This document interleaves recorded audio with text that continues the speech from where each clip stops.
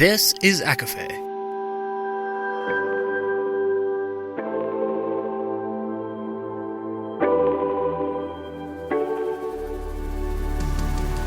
Laura Marie and Jessica Marie proudly present A Court of Fandoms and Exploration, a podcast. Fair warning, everything the hosts say is explicit, full of spoilers and adult content and shall not be used against them. They have opinions. Let's try not to drag anyone for expressing themselves and just have fun for an hour. We all deserve it. This episode does not contain spoilers, but brief mentions of the following are included: Romeo and Juliet, Crescent City 2, House of Sky and Breath, The War of Two Queens, and The Demon Tide. For full list, please see our show notes. Additionally, there are also discussions surrounding sex work and insects.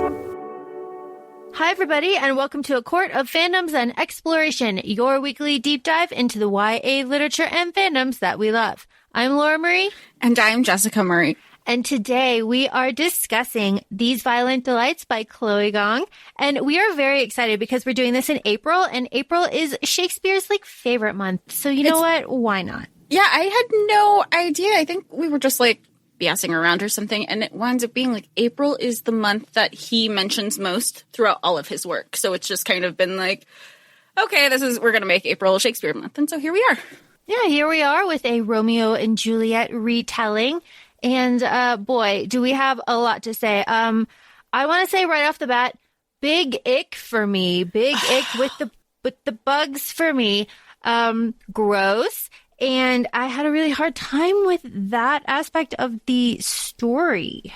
I didn't realize that I would need to check my triggers for bugs until this. And so every very descriptive moment in this book about the bugs and how they're found and the ick all under the skin, it was a lot. It was a lot. So we'll probably just casually just talk about the bugs and move on when they're referenced in this episode. But they're part of the huge plot point. Yeah, they are. They're a huge plot point, and they're also, you can also take the plot point as a giant metaphor because, we're smart. We can do that. That's what it is. We're critical thinkers. We can see the metaphor when it's in our faces. But yeah, big ick though if we're just taking it for face value. Gross. Jess, this is a Romeo and Juliet retelling. We have the characters in the book, but we are also very familiar with Romeo and Juliet characters in the play. So they kind of match up here. Do you have a rundown of that for us? Yeah. So Juliet Sai is Juliet Capulet, and she has, she's of Chinese background. You have Roma Montagov, who is, as we know, Romeo, and he is Russian. You have Marshall, who is Roma's friend, who we kind of assume, he's probably Mercutio. Benedict is Benvolio. Tyler is Juliet's cousin Tybalt, as we know. Then there's some, instead of the Montagues and the Capulets, obviously you have, instead of warring families, they're warring gangs. So you have Juliet's gang that her family oversees, known as the Scarlets. And then you have Roma's family overseeing the White Flowers. You also have the Lang siblings, who are triplets, one of them being Rosalind, who we know in the traditional story as Rosaline. And we're assuming Paul Dexter is probably, Paris, and he's named Paul after Paul Rudd, who plays Paris. And through some of the interviews that we kind of did a little research on and we'll have in the show notes, that Baz Luhrmann's Romeo and Juliet, which if you follow the podcast, you may or may not know we did an episode on, that Chloe Gong's favorite version of Romeo and Juliet. So we're assuming that maybe that's the correlation there, having Paul Dexter as Paris, who his story kind of unravels in a way that you don't see in the traditional sense. Yeah, that's a really good summary. Great job. Oh, and then there's Elisa, who is Roma's sister in this retelling. Yeah. Would you say that this is an exact retelling, though, or would you say it's influenced / inspired by? I don't know the difference, so I don't want to speak on it officially, but I would say that this is like an inspired by if I had to give it like some sort of label, because it's not like a direct retelling. You and I were talking earlier, it doesn't match up with the story. They've aged out. There's like other shit going on. They didn't unalive themselves. Yeah, they're still there. So I think, that is just that is just like my like cold opinion. But something that really kind of stuck out to me here that I just want to say up front is that I really like this story, even with the big ick with the bugs and like, I really like this story. I like it a lot. I would love this even more if it didn't have to stand on the scaffolding of the Romeo and Juliet story. If it didn't have to kind of adhere itself to those like plot points and kind of character arcs and kind of, if you took all that away and this was just like 1920s Shanghai and like everything was kind of the same, but like Juliet wasn't Juliet. She had a different name. We didn't have that. We didn't have any of that. And it was just like the story. And then we could focus more on like the politics and everything instead of trying to, I'm going to say force, but that's not really the word that I'm thinking of. But like the romance here wasn't romance. It was more like a tension kind of situation. That's fine. But in the back of my head, while reading this story, my thought was, this is a Romeo and Juliet retelling. Instead of, this is a really great story about a place that I'm kind of unfamiliar with that I would like to know more about. That's where I'm at. I agree. And again, it's referenced in one of the interviews where Chloe Gong had even said, Romeo and Juliet wasn't initially what she was building the story around. She wanted to build the story around 1920s Shanghai. And we had also spoken prior to recording how when you think of the 1920s, at least for us, we're pretty, like, you think of Chicago, you think of 1920, or you think of Gatsby. And that just shows like what between pop culture and, obviously growing up in the States, that's kind of our familiarity with the 20s. So to hear, just like a different perspective, to hear, you hear about, the referencing of the Opium Wars and like the rise of communism and just how people are looking for like, who's our common enemy? The white man coming to take over. Like, we got to put our blood wars aside and look at the bigger picture here. It's so intriguing, and it makes you wonder, like you said, maybe the Romeo and Juliet was the selling point. Maybe that's how it had to be pitched in order for it to be sold and to be picked up and maybe integrated for the editor, and obviously you have stories where you have, you have your original manuscript and then your editor comes back with the feedback, and maybe there was that feedback to say, hey, here's some ideas. But if you change the names, I think we would have been like, oh, it's kind of like Romeo and Juliet. You would have made that association, just kind of like when you're reading ACOFAE, you go, oh, this is kind of like, Beauty and the Beast, or when you're reading Crescent City 2, spoiler, The Little Mermaid with Therion. So I feel like we could have made different names, but maybe it was just like the selling point, because Roma, it goes back to the JLA of it all, like Malek, like really, we could have done Romeo, but Juliet. That doesn't take away, but it doesn't, and even later in the book, they even say when they were trying to do fake names, and they're like, oh, and this is Montague. He goes, really? That's the best you could come up with? He goes, that sounds like an Italian communist. And she goes, there's Italian communists here. So all that aside, it doesn't take away from the plot and the story. No, it really doesn't. It really doesn't, because the plot here is kind of like a old detective film noir type situation. Like, this is very much a detective story, and I really like that. But like, Juliet is absolutely the main character. She is our like tired, responsible, kind of like trying to fight the good fight, broken down, like good detective in that like trope, right? Like she's that. And then Roma's the femme fatale that comes in and is like, I got a problem. I need you to help me solve it. And like, and that is that kind of situation. And it works really well too, I feel like, in this setting, because the way that, the world building is done here is very detail oriented. We have like reflections of, like puddles on the street and the way that buildings are slanting and how buildings were built around each other, and, oil lamps here and like soot and, how the tables are sticky. So we have a lot of these details to build a world that is kind of like 1920s glamour, flapper, because Juliet is very much an American flapper. So that world building is done so well with the film noir situation, adding on top of it kind of I hesitate to say magical. I don't want to say magical. What is it? There's a monster, but I don't think it's a monster. Like, it's like an organic. But Lawrence does say that it is not like natural, like, so it was like made. Right. I almost thought of it as because they talk about it, and that's referenced in the beginning of the book, with the white flowers having pharmaceutical labs, right? So there's clearly labs, and there's some behind the scenes stuff going on, and maybe things don't kind of festered or, became created in these labs, whether it was intentional or not.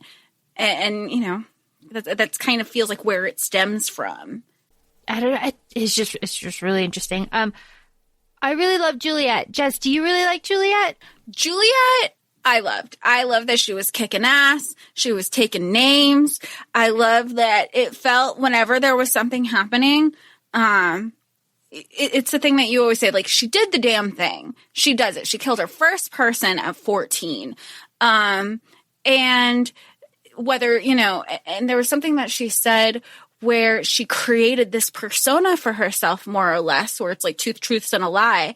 And everybody thinks now that she's this, this killer, and that keeps her protected because people don't want to fuck with her. Oh, no, Miss Juliet, you're fine here. We'll pretend we never saw you. And she is well aware that paired with her family name and who her father is, who's the lead of the Scarlets, that gives her a lot of clout. And she also uses that for good, especially with her cousins. She knows that if she's the one who, with like the Amethyst story, she made everybody think that she was the one who knocked Amethyst out. So, because she wasn't going to deal with the repercussions of her actions. So I respect her that she's this badass, but she also cares about, like, when she cares about you, she deeply cares about you. Well, and that is the perfect segue, because what is this book about? This book is about Roma and Juliet meeting when they were 14, 15, falling in love, getting caught, and then she got shipped off to the States. Right, yeah. So, but then Roma's dad found them out, right? So like full, like, balls out. He had them trailed or something. We found out. Roma's dad found out that Roma and Juliet were like a thing. They call themselves, quote, lovers, which bothers me, but whatever. So Roma's dad gave Roma a choice, right? And said, you have to kill her. Yeah, you have to kill her. Yeah. And Roma came back and was like, yo, what about this? You kill more people, but Juliet would be protected. He kind of positioned it that it wasn't about Juliet. He was like, oh no, there's like, I kind of had like this other thing going. Yeah. Trying to save face and stuff.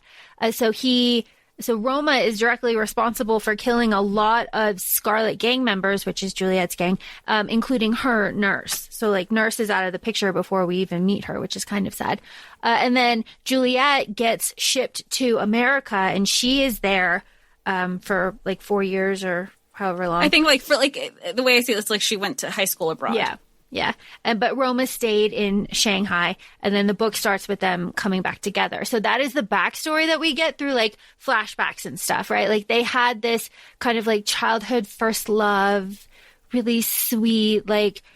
Well, and then once they realized who each other were, they just didn't want to talk about it because they were like in a different, because that line even comes up during the flashbacks. She's like, what would I do if I wasn't a Psy? And he was like, be a Montagoth. Like, and she, that's sweet. That's first love, all that stuff.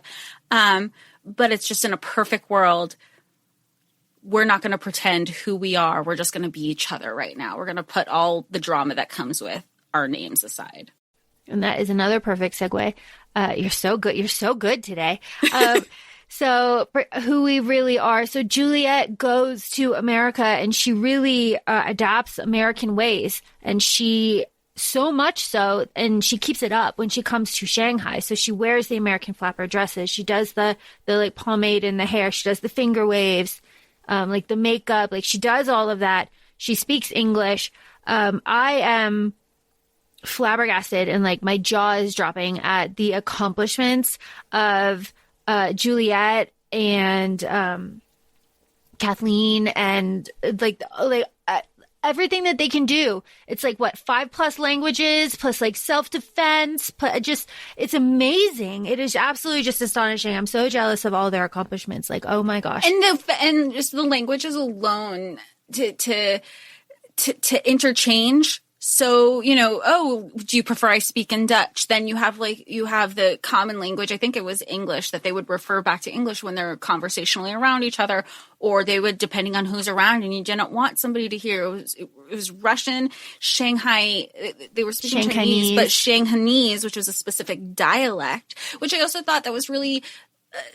We were talking about how details and the descriptions throughout this whole book, you see little nuances, referencing the Shanghainese, referencing Chinese culture. And I think it's a beautiful thing that, I can't imagine how people are reading this and reading it feeling like they must feel so seen, integrating their culture, very much like Bridgerton has recently with the Southeast Asian culture, specifically in Indian culture, having that representation. The same thing is happening here. And to be seen, that must be such a wonderful thing.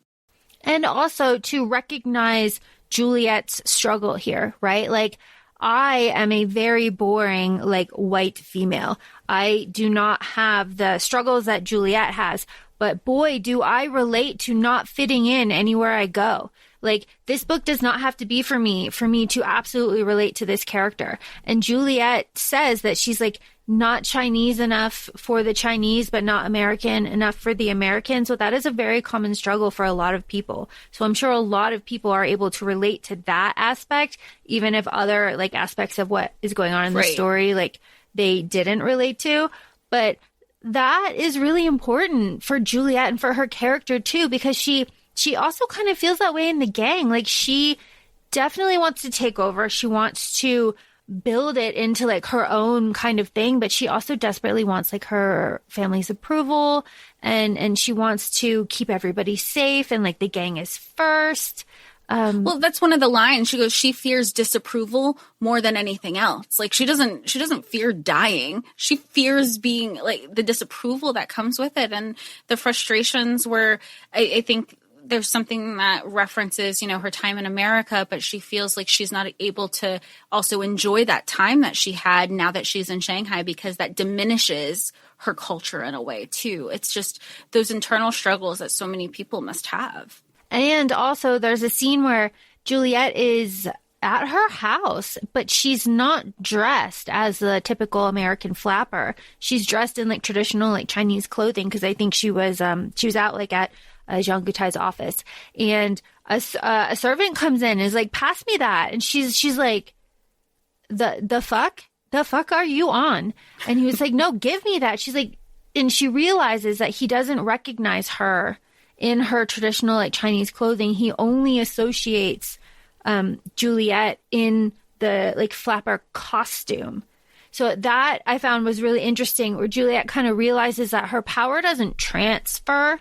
Like, the power has to be her like all parts of her, right? Like it can't just be identified with like the flapper costume. It has to be all of her. And I thought that was really interesting because she stands up and she's like, no, fuck you. I'm going to press my knife to you and I'm going to let you know that you don't speak to me like that. And I did like that.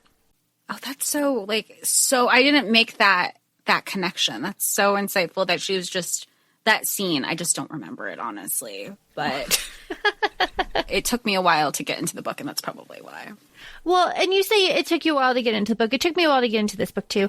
I went to Reddit for this, back to Reddit for me. And yes, I can't wait to get some Reddit links in here. Yeah, I went to Reddit just generally. I just wanted to like kind of snoop on people and see what people have said. And as Reddit is, it's very split. A lot of people really like this book, right? And a lot of people struggled so hard, and a lot of people DNF'd this book. And I went through those because I was like, I want to see like why people like DNF this book. And it was because it was slow. Because the first like 70, I say they, but like the average like post, you know, the people that I read said like 70% of the book was just like slow world building and kind of like and I kind of feel this way, kind of worry, travel, repeat a few times. But I feel like you have to do that in a detective story. Like that is what a detective story is. You're finding clues and you're worrying about them. You're figuring it out. You're going to the place and you're getting it again. You know, with the War of Two Queens, where you had said that you had to shift your mindset from it being a romance to a geopolitical driven story, I feel like you can argue that with this book where you can say like easily, people, because when you are pitching and telling people it's a Romeo and Juliet retelling, and then you have this slow, detailed world building, and the retelling really only comes with the flashbacks here or there. I can understand where you're like, you told me it was going to be this one thing. It's not. Yeah. I could understand where that comes from. And then a lot of people were saying that the bugs were a big ick. Yeah. They just couldn't. And then a lot of people also were saying that just the timing of the release of this book kind of hit funny for them and they just can't pick it up. And I respect that. Like, I totally respect that opinion. Of course, we respect like most opinions. Not all. Some opinions are wrong. Most opinions.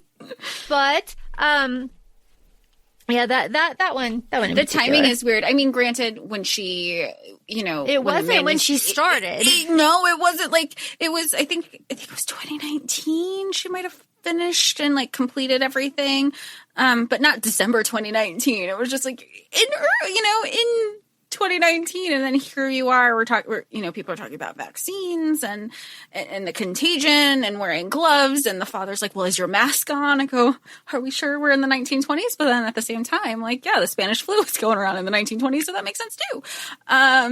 But it was very. I don't think anybody intentionally puts this out here to manifest. Yeah, for real. No, nobody was manifesting. No.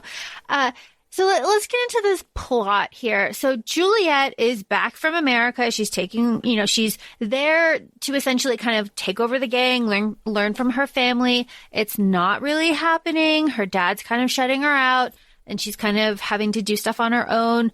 And Roma is kind of in the same situation.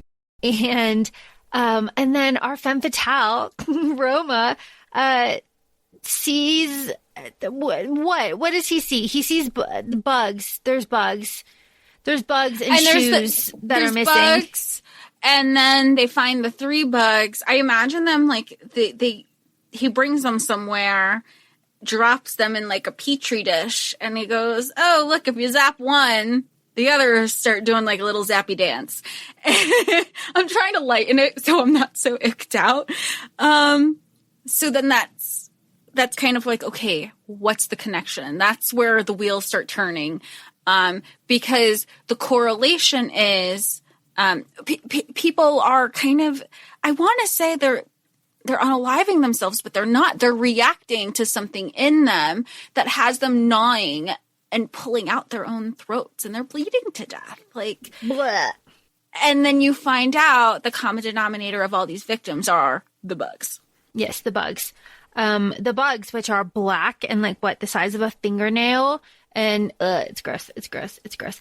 Okay, but so this is happening, and Roma is investigating it, and he, realizes that things are going on. He goes to Juliet at her club, and they see each other for the first time, and he's like, yo, this thing is happening. But of course, obviously there's moments and tension and breathing and eye contact, and I don't even care about that stuff. I don't think I was least like, interesting. What's the plot here? And then right in front of Juliet, somebody who was infected from before dies right in front of her, and then the plot really kicks off, and then it is the detective part of the plot where the two of them, Roma and Juliet, get closer together and work to try to figure out what's going on. But they also realize that the bugs aren't attacking like a specific demographic. That's when they realize, oh, your gang isn't attacking us and we're not attacking you.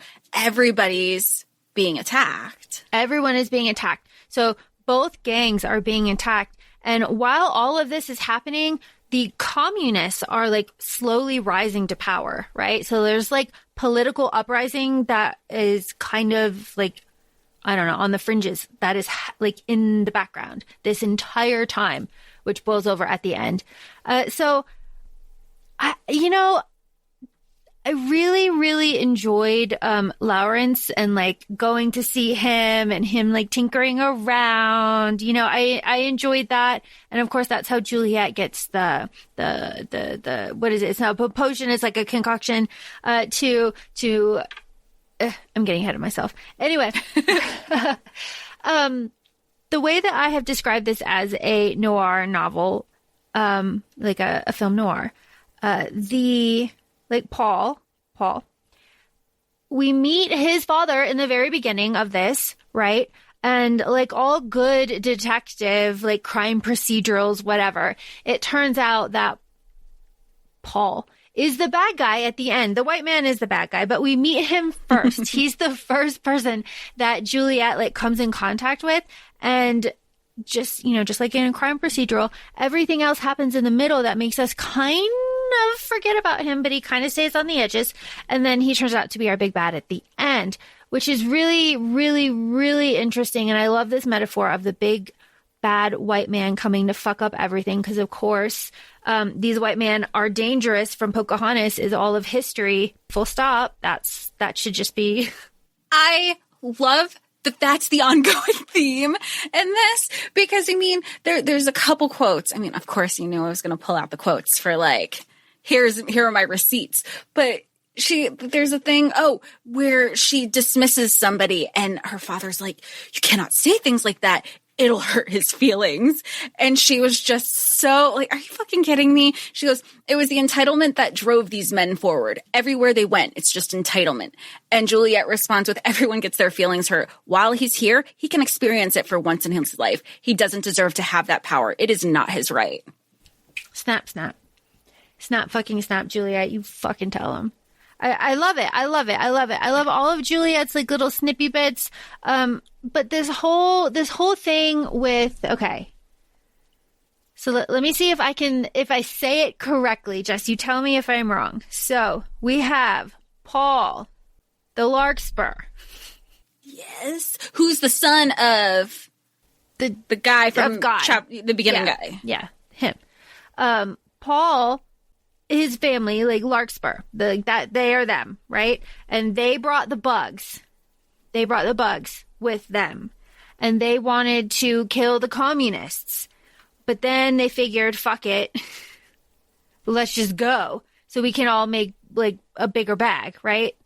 Well, and you even hear it. In the epilogue, he goes, in the case of my death, release the Kraken. Yeah, release the Kraken. Yeah, all the bugs are gonna go. Of course, they all do. The book ends. Yeah, then they go and we hear screaming. Yeah, but it's just really wild. So like, he's the Larkspur. So Paul and his family, like, they are the Larkspur, and then they're working with Jean Coutai, who is the communist like leader, right?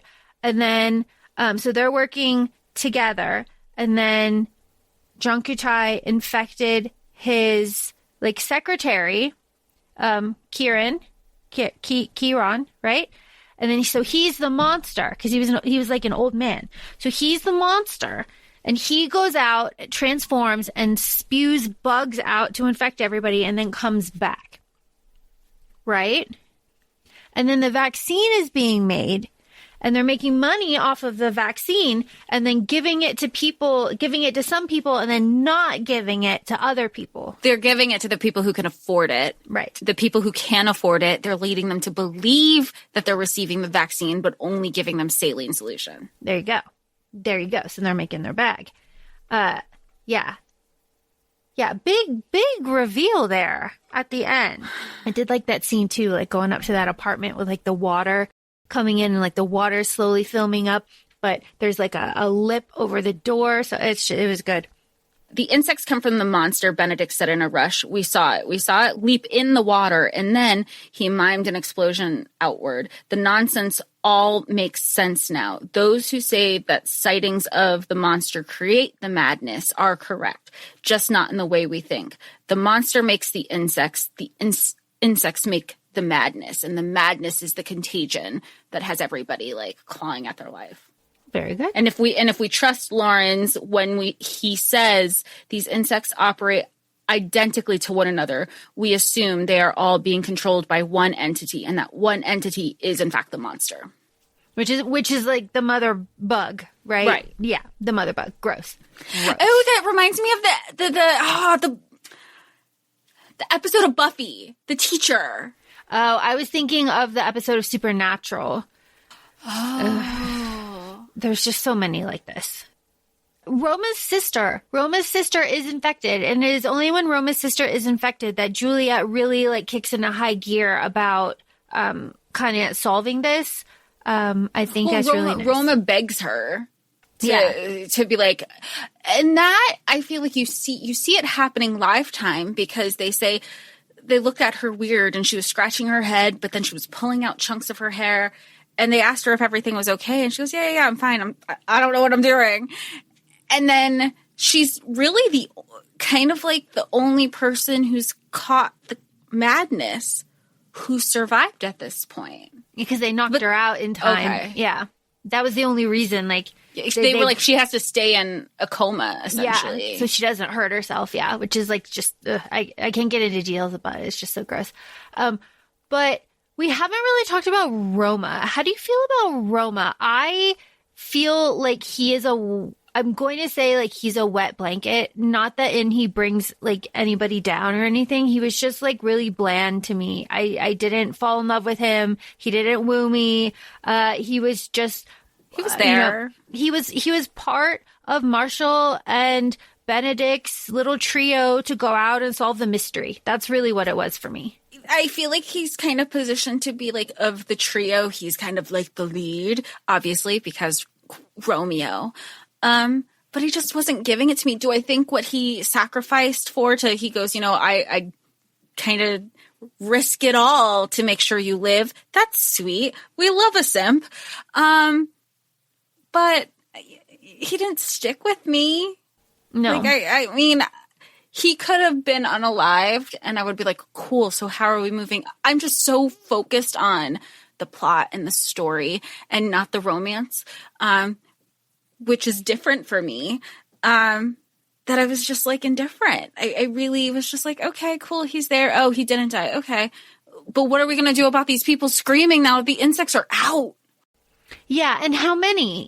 How many? I do appreciate I'm imagining, like, because they use the line, a plague on both your houses. In my head, it's very biblical locust-style plague that these have been released, because you're hearing screaming from the entire city. Ugh, that doesn't bode well. Like, immediately, too. Like, immediately. It was, so. But what was the delivery? Like, that's something also, like, Kathleen/Celia wants to make sure that Juliet has this letter, and the little delivery person was like, I don't know. You need to read this letter. She insisted upon it. She goes, that's weird. I just saw her, but okay. And it was a timing thing. So is she involved? Because remember earlier in the book, they talked about there is a spy but it's not even like the people in the gang. It is like the inner circle. Now I don't know. Now I'm like, it was one of the sisters. See, it's one of them. Yeah, it has to, but you almost think it's Rosalind at first. So maybe it is Kathleen / Celia. But I know at one point when we were like in Montagove POV, they talk about like, oh, did we check in with our spies? But then with the reference of Juliet saying, this isn't just like regular gang members, like to have this information, it has to be the inner like family, basically, like the inner circle. So maybe, I don't know. But then Juliet says, Kathleen, I need you to go and like talk to the communist like spies that we have. And Kathleen was like, and then she goes, because I know that you're like communist leaning. And Kathleen is like, just because I know who our communist spies are does not mean that I'm communist leaning. It just means that I am on my shit. And it was just I would do and say the same thing. Like, fuck you. This was my fucking task. Of course I know who they are. That was just my take. But I love how just women, right? Like, we love the women in this book. I mean, even when you had a bunch of people, I don't want to say the brothel, maybe, but you did have brothels, but then you also had like the dance bars, clubs, the burlesque, the burlesque buildings, stores, whatever you want to call them, where the women, they were doing something, and the line, and they're always strapped. Like there was a line where they were instinctively pressing their hands to the line of their hips or the waist of their bands, comforted by the presence of the weapons that they were hiding. They're always ready. They're always ready to kick ass. They're always ready to protect themselves. I love that for that. Yeah, they're all really capable. Right. Even it's Rosalind that is the dancer. Yes. Is she the dancer? Yes, because they talked about how she had like a day show, which was, not as intense as her night routine. Right. Yeah. I just love them. I just love all of them. They're just so great. I would love to see like more. I want more of that. As we keep saying, less romance, more plot, please. I would like to see more of this plot. I'm just so interested to see where this is going. There's like a tagline for this. I believe it's like the liar and the lover. So obviously I would say that Roma is the lover in that situation, and Juliet is absolutely like the liar, just based on her actions at the end of this book. Well, they say that how by the end of this book, their roles had changed, because when they first were together, she says, she was in love with him. It was young teenage love. But it was a lie the whole time because miscommunication, he like gave his dad all these ideas. They unalived a ton of people. And she goes, oh my God, it was all a lie. He was just using me to get to my people, when we know that wasn't the case. But now the roles have flipped, where now she is the liar. Because she loves him, and her and Marshall even go, like, she goes, basically, I would rather have him hate me and be alive than him knowing I love him and he's dead. So, that'll be interesting to be like, okay, it's a duology. So we know that'll get wrapped up somehow. The daddy issues. From both of them, from everybody. You're right. From everybody. The daddy issues are just front and center stage here. It is wild, the daddy issues. Something that I want to really kind of touch on is Juliet is fighting Tyler for the right to lead this gang. And, we support women. So fuck you, Tyler. But Juliet has to make that hard choice to save face at the end. And she has to save face in front of Tyler a couple times. Tyler is a pain in the ass and probably like dumb, but he's on his shit. He sees, opportunity. He knows what's going on. But, her dad just come through, at least in the beginning, because he knows this, and also the fact that she's a woman. So you have the aunties and everybody who kind of keep like leaning towards Tyler because he's a man and like men should be in power, blah, blah, blah. And he won't let them forget, this is my daughter. She's the heir. So whatever their father-daughter relationship is strictly kept between them two, because the perspective that they're positioning for the outside world is she's going to be the one who leads you next. Make no mistake about that. And then Roma is having his own issues too. Like his dad does not trust him, does not respect him, is pushing him out. Everybody sees it.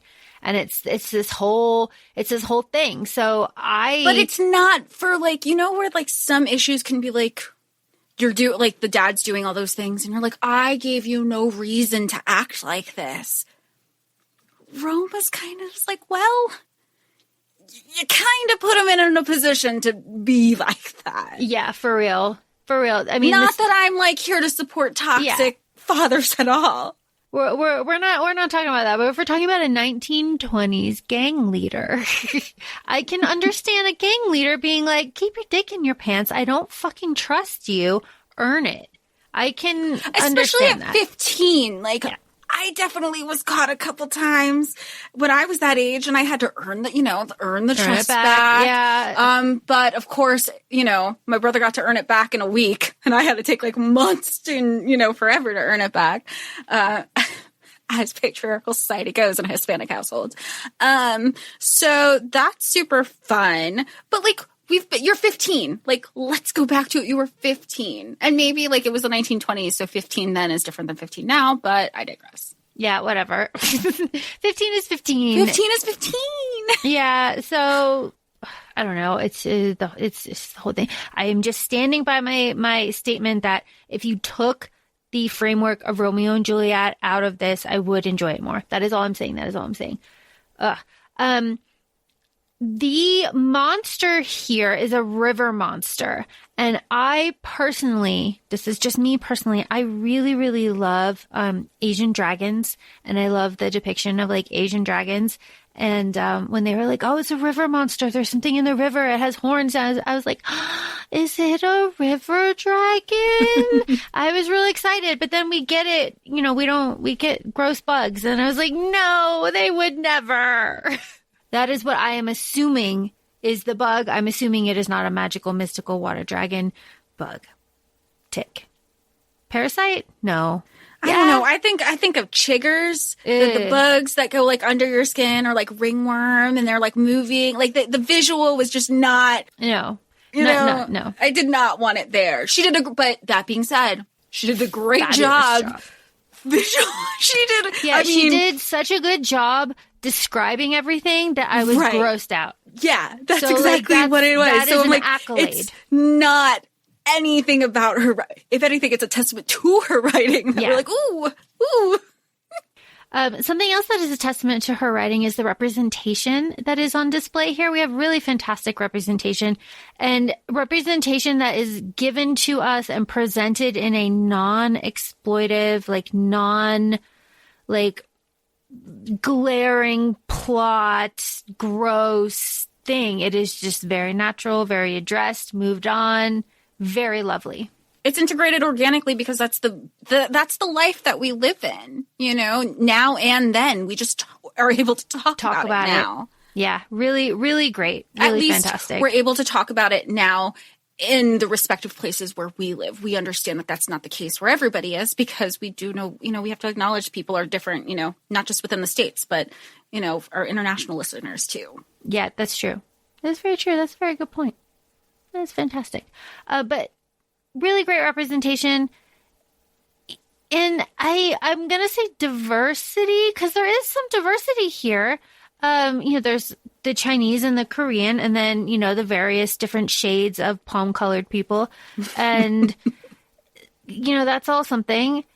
It was just nice. It was nice to read a book that just wasn't set in like England or America or like just white land. It was just nice to be somewhere else. I really enjoy Chinese like culture, so it was great to be here. Like, I just think of it like there's the quote where they say, no matter how much land we lose to the foreigners. And I like that the white man's the foreigner. I love that. I love that because honestly, like they are like, they're the ones who've like kind of taken over everywhere and kind of like, oh, here's my flag. Swing my dick. It's mine now. Because the line is like, no matter how much land we lose to the foreigners, gangsters are the most powerful force in the city. Not foreign white man. And then Juliet mumbles under her breath, until the foreign white man start rolling in their artilleries. Like, ain't that the fucking truth? Or our diseases. Yeah. But Juliet is just so great because she's really aware of it. And that's something that I feel like Roma and Juliet kind of bonded over is they're both kind of like dreamers, right? They both see that their gangs are not sustainable in the future, like market, the way that they're being run, and that it needs to change. Like something has to give. They want it run differently. They want different priorities. They want to, keep, I'm going to say China for the Chinese, but that's not. I know you're not thinking of like Noi for the Noi. Yeah, kind of mentality. That's not what I'm saying. I'm saying like, drive out the white foreigner, because that's really what it is. Like, give us back give it back, because it is what is it? The English, the French and the Americans, right? Yeah. Oh, right. Because there's the one, they gave the one American guy, they were like, oh, we're not sure where he's from. Yeah. And then he had like some weird, because we listened to it on the audiobook, gave him some weird fucking accent that was supposed to be American. And they started talking about the pomade in his hair. And I go, oh. I guess that's the American. Yeah, it's like, oh, there he is. Jeez. But that was really nice too. I really enjoyed this book. I am very excited to read the next one. And I went to the website of Miss Chloe Gong, and she has a Roma and Juliet Christmas special up here. How about that? Yeah, and it is quite long, actually. It is Roma and Juliet being 15 and happy. This takes place 4 years before the events of these violent delights. There are no spoilers, but if you haven't read the book, go read the book and then come back. That is what she says. We'll have this linked in the show notes. I love how the Christmas specials are always like, even with ACOFAE, we're like, we love a Hallmark moment. And it's nice that it's out there. We'll have it in our show notes. I did not read it because I wanted to stay like in the headset for this, right.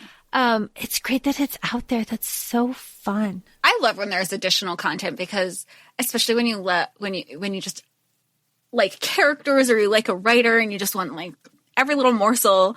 That's another, like, I think Anna Huang, I don't know if I'm pronouncing her last name right. She does that where you can read a book, read one of her books, and she's like, if you want an additional missing scene or like the details of the scene that were cut out, just subscribe to the newsletter, and then you just plug in your email address and you can get that extra chapter. Like, I'm like, great, that's so fun. And she's done it for each, like, the 3 books that I've read of her so far.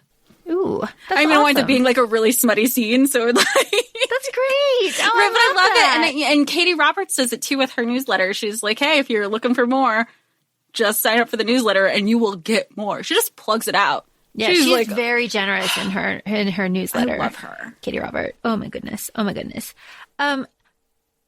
Besides me wanting to emphasize my love of the political drama here, of the communists, of the gang, dynamics, the pull and push between the Scarlets and the White Flowers and the background there, and like John Gutai and the newspaper and the uprising and the people and all of that. So the story.